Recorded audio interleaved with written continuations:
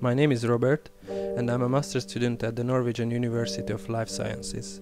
As a part of my study program, I spent 2 months at Makerere University in Kampala, Uganda. I want to tell you about my story meeting the Batwa people, a tribe of pygmies that used to live inside a forest that was converted into a national park. So I decided to do my thesis on the Batwa people. These people live about 6 hours drive southwest from the capital. On the way we crossed the equator and then we stopped to buy some gifts for our hosts. My research assistant Apollo became a good friend, and he also knew 35 local languages.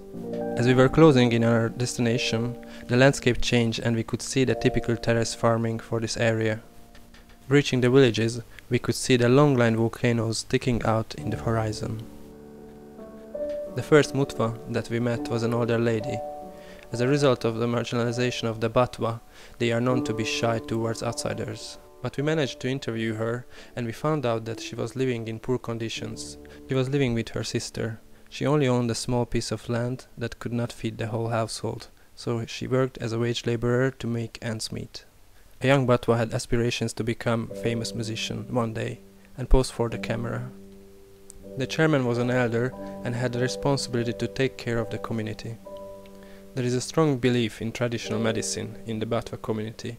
The healer has a higher status due to his knowledge of the forest products. In 1991, the Batwa was evicted from the forest, losing their natural habitat and their cultural environment. They used to be hunters and gatherers in the forest. Having no forest to hunt, they were squatting around the park on other people's land, eventually leading to conflicts with other ethnicities. After a few years, some of the Batwa received land from NGOs. Some of them, even though they have land, are forced to work for non-Batwas in their fields. For their work, they either receive some money or food. Their diet consists of seasonal agricultural products, like sweet potato, leading to malnutrition and general health problems. Despite their lack of resources, they shared the little they had. Under the collaborative management agreement, some of the communities living close to the park have a limited access to some of the forest products, but overall, it is not enough to support their livelihoods. Despite their poor living conditions, the Batwa people show enjoyment through their traditions like dancing and singing. What I have learned from my experience is that access to more products is needed, because the land is not sustainable for a whole family to live off.